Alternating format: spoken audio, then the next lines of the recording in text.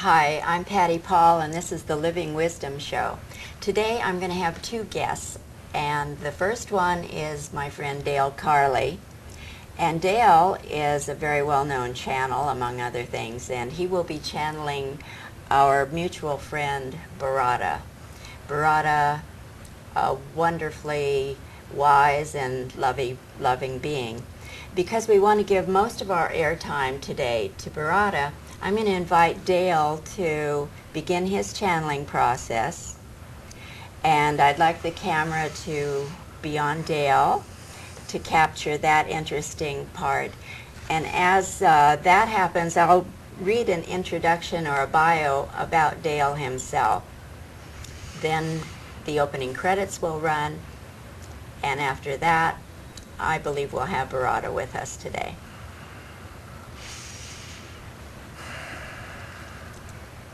Dale has been channeling internationally since 1987 in television appearances, workshops, and private consultations. In addition to channeling Baratta, who began speaking in 1998, Dale channels individual clients' personal spirit guides or guardian angels for them in private sessions. That's the bio from Dale's Open Gateways website. Yes, Baratta is with us, and he's raring to go, I can tell. First of all, I'd like to welcome you again to the show. I believe this is your perhaps fifth show that we've taped. And I want you to have most of the airtime today to express your insights and wisdom. And I've got a collection of topics here. So I'm going to kind of throw them out on the table and let you pick and choose and expand. And how's that? All right, that's wonderful. Will that work for you, Baratta? Yes, absolutely. Great. First of all, some topics that are currently in the news. The world has changed so much since you were last here. We had the 9/11 event and then the Iraqi situation. So things are very different, but nevertheless, there are certain topics and certain situations that seem to capture the attention of so many.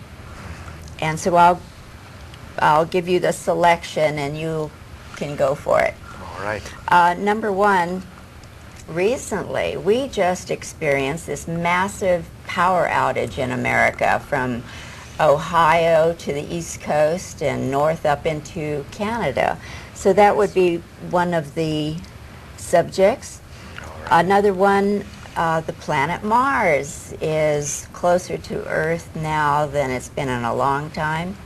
I believe on August 27th it'll be the closest of all. Then we have this crazy situation of the politics in California. Everybody wants to be governor, from actors to porn stars. The popularity of reality shows on TV. Well, those are some, and some are more serious than others, of course. So with that, why don't you go for it? All right, yes. And we thank you for that wonderful palette to work with. Yes. All right. Perhaps we can start then with the power outage, yes. There is this incredible sense of chaos happening in your world right now. It's as if things are going a bit crazy. And it is because a great deal of change is going on in your world right now. All right? Yes. There's movement towards something new, something really different, fundamentally different from what has been before. And it involves so many changes on so many levels, but part of it, we would say, is having to do with where is the source of power as a metaphor, all right?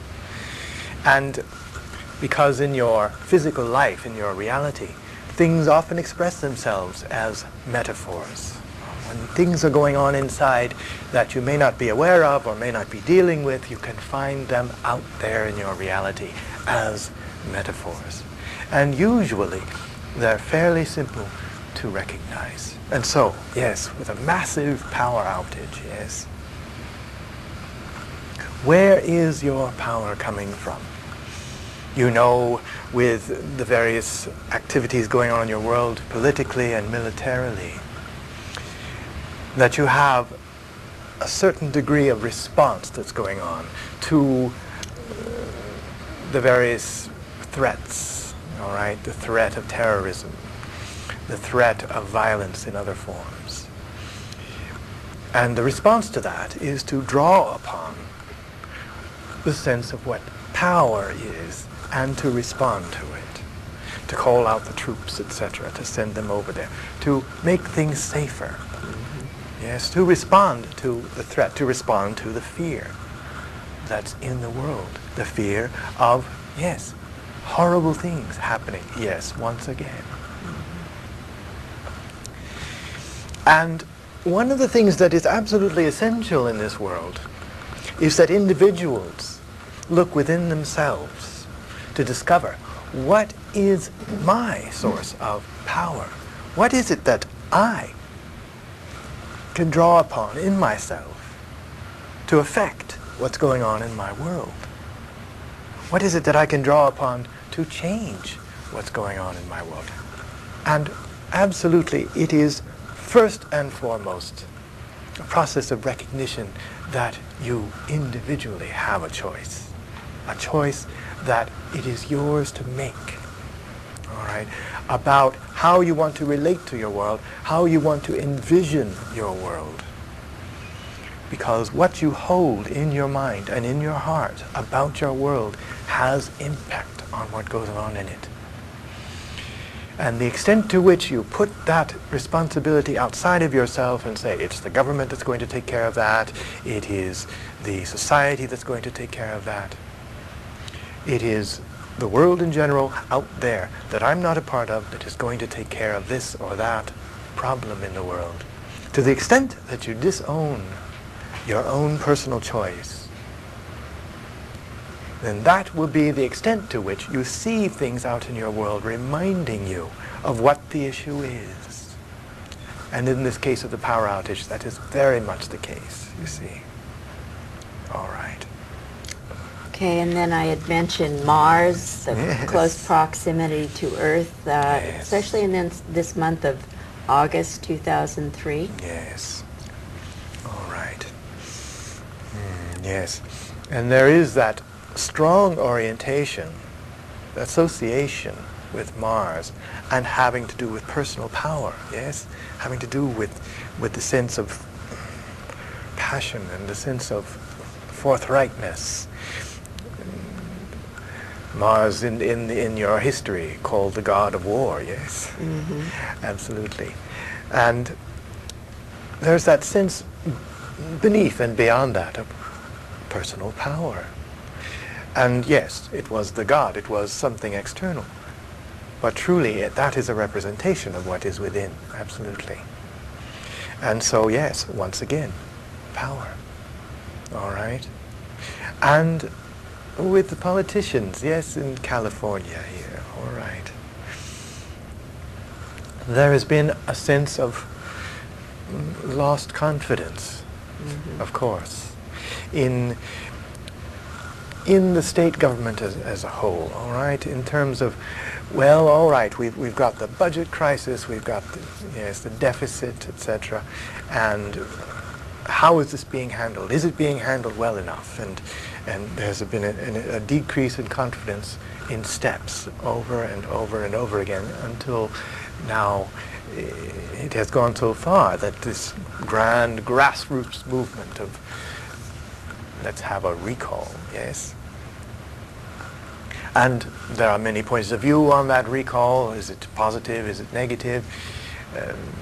We would say that many times it's the politicians themselves that are rather arguing that recall is not a good idea. Mm-hmm. And yes, some certainly thinking very much about the future of California and the future of other states that might consider such a thing. Others, of course, viewing this simply as a threat, yes, a threat to their jobs, yes, that this could be considered. But it is nevertheless absolutely democracy at work, personal power at work. Is it right? Is it wrong? That is for each of you to work out for yourselves. Is it an expression of democracy? We would say yes. Right or wrong, it is an expression of democracy. It is an expression of personal choice, taking part in shifting and changing your reality. All right, and then the process of selecting someone. Yes. The incredible array of people. Yes. Yes. So many choices. Yes. Choices of different kinds. Well, we're tired of politicians, many are saying. Let's have someone who actually portrays the best qualities in humanity, even if they only do it on the screen. Well, perhaps they'll do it as real people as well. And we're not here to say that actors cannot be politicians. The precedent has been set, yes, many times. It is a matter of the individuals. It is a matter of individual choice, a matter of really looking and thinking about the future of this state, the future of the health of the state, and tuning in to each one of these candidates with an open mind, absolutely, to get a sense of motivation, a sense of commitment, a sense of what the plan is, yes. And also to use a bit of intuition. Am I buying into something here? Am I buying into a groundswell of, shall we say,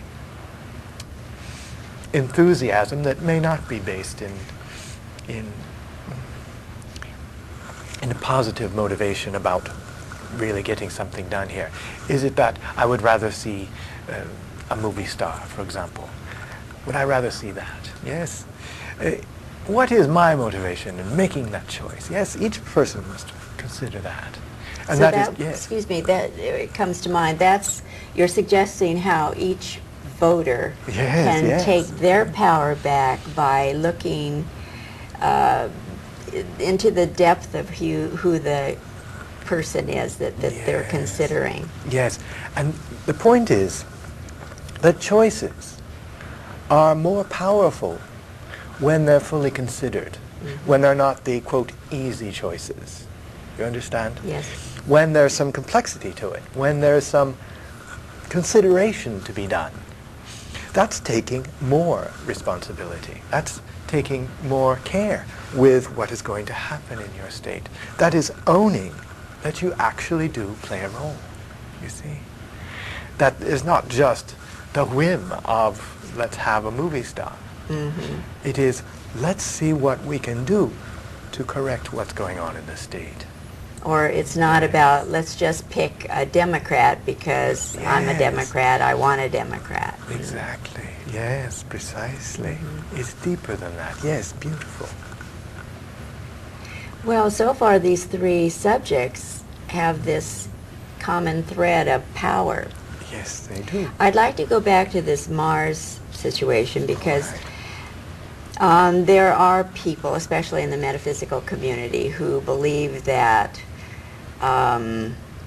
planets are responsible for what happens in our world or on our world.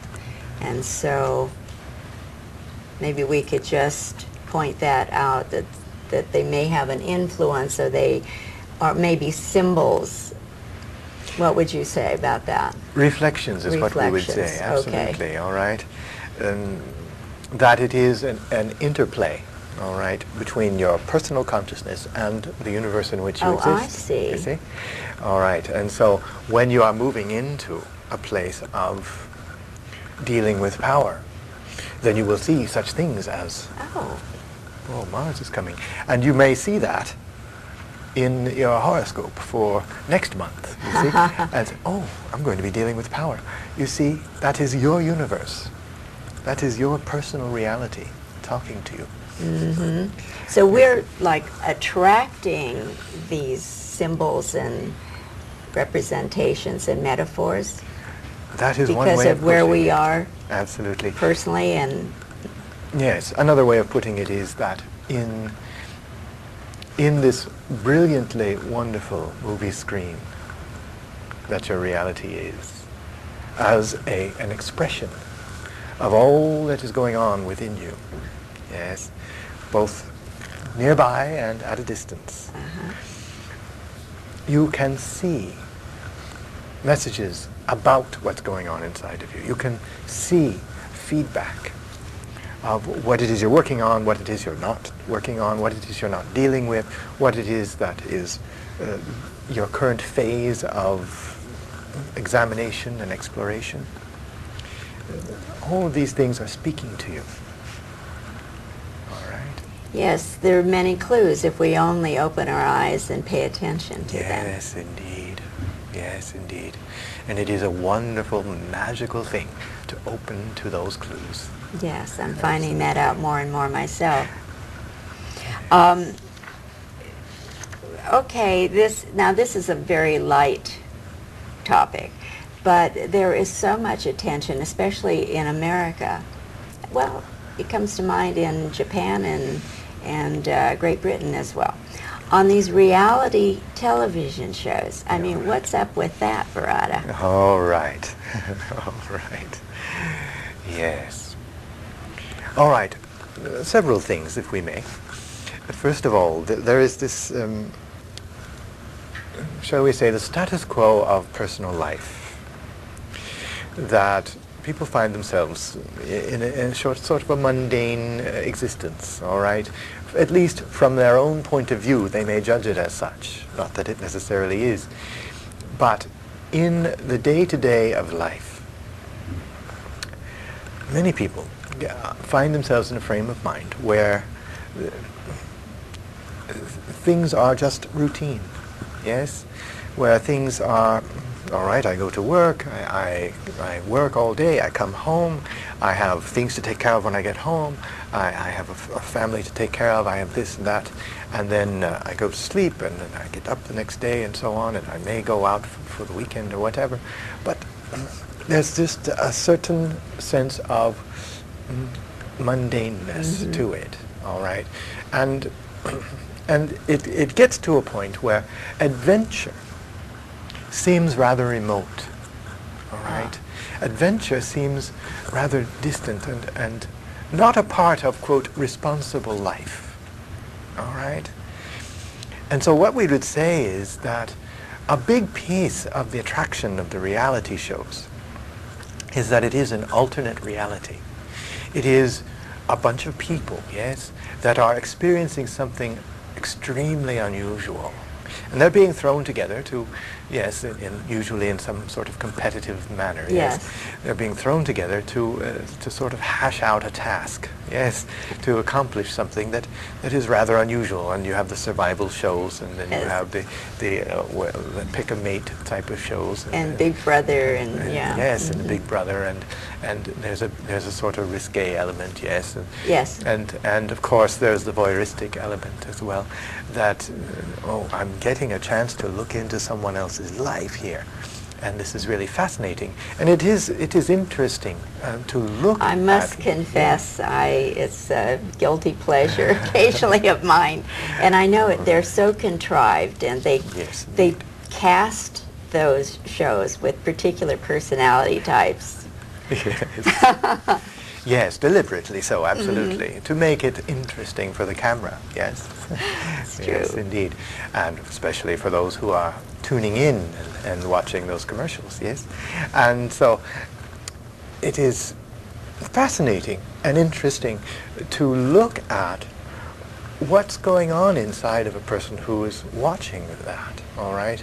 The sense of the voyeurism, all right, not necessarily perverse voyeurism. There's simply as you say, a guilty pleasure. It's sort of a curiosity. Yes, too. absolutely, a curiosity to look through the blinds, yes, to see what's going on in someone else's life that may be rather interesting, yes, that well, what's going to happen this week, yes, sort of thing, and you can be sure something is going to happen. And you know, this is the interesting part, you know that this is a quote-unquote everyday average person, someone who's been thrown into this situation, yes?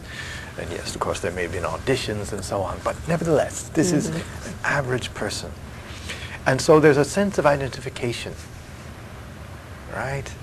A sense of identification where the viewer identifies with that person.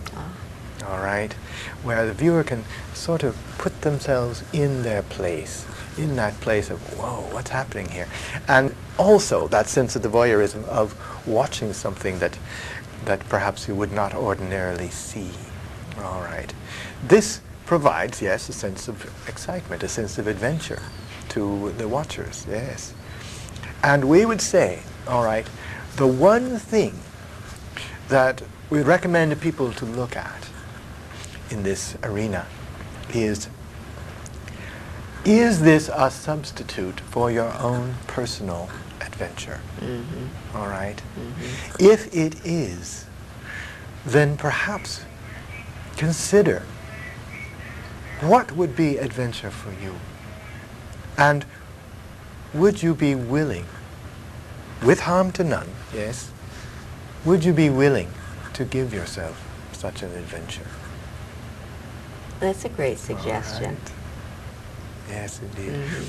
Yes, and this can change, absolutely change your life if you give yourself some adventure. Yes. Does that mean become a peeping Tom? No. No, it doesn't mean that. Or go off on a desert island with a bunch of other people, strangers. Exactly. No. Unless that is what would be an adventure for you. And there are ways to create such things. There are ways to actually go and do such things, absolutely. Not necessarily on the camera, yes, but you can bring your own. Yes.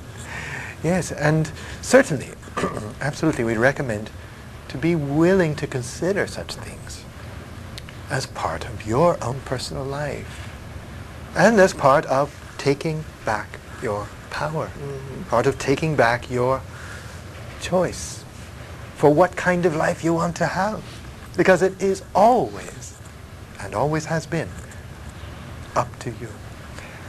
So that providing ourselves with adventures great and small would be our own antidote to that mundane life that we might feel we're living then. Exactly. It's a way of stepping out of that personal trap, you see. Yeah. Because it is a personal set of boundaries that you get used to keeping there. Yeah, it feels the like comfort home. zone. And Yes. oh, that makes such sense to me. And it's important to understand in all of that humanity in its nature thrives on challenge. You see? Oh, good to keep in mind. Yes. So if we're not giving ourselves a challenge, there's something we feel is missing. Yes, and it's sort of like they say, dying a day at a time, yes? Oh. It's like that. And having a challenge, having something that challenges you, that says, wait a minute, I'm so comfortable here, it feels very safe to me, but this is not an adventuresome life. If I have something that challenges me, maybe scares me a little bit, just because it's unfamiliar, well, I don't know if I could do that, then that's a good reason to find out, you see, to step forth. And again, with something that inspires you, with something that gives you a sense of, yes, adventure. Yes? Perhaps a lifelong dream of swimming with the dolphins or something like that, speaking of a personal choice of mine. Yes. Yeah, something like that. Yes, indeed. And such a gift it is to give yourself that, not only in the action itself, but also in the willingness to make positive choice, to make a choice that expands your experience, that expands your point of view on life and on the world. Because doing such things can very well do that. Oh, yes. Yes, indeed. That's so helpful. Well, I've been getting the cues that our time now is winding down. All right. And what I'd like to do for those viewers who may have tuned in late is to mention that you've been listening to our wonderful unseen friend, Baratta, who is channeled by the human being sitting in this chair named Dale Carley. And it's always a joy and a pleasure to have both of you as guests on my show. So I want to thank you again. Oh, yes, and thank you. Invite you to come back again. We In would fact, be delighted. we'll be taping a second show very shortly. All right. And just to mention that in my book, I have a chapter on unseen friends and unseen realms. My book is The New Spirituality Beyond Religion. That's available in libraries and other places. I want to thank the viewer for their attention, and so grateful for having an audience and the opportunity to share this great wisdom.